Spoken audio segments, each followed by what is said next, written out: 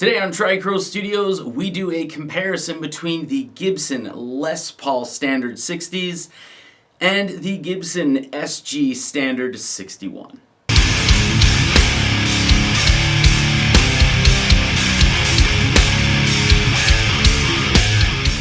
Now, I'm not going to talk too much. I want to get right into the sound samples and then talk about a little bit of the differences. But I just want to get two things out of the way really quickly. Morello, Hetfield, Morello, Hetfield. And I'm using 10 to 46 strings.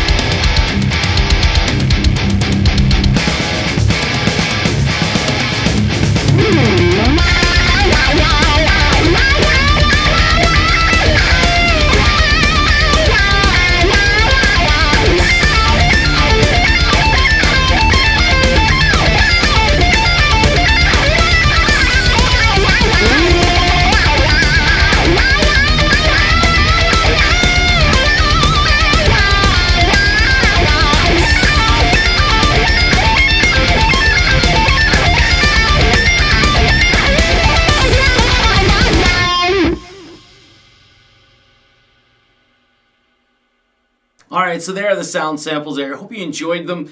I hope they were somewhat different enough for you to actually gauge a little bit of a difference.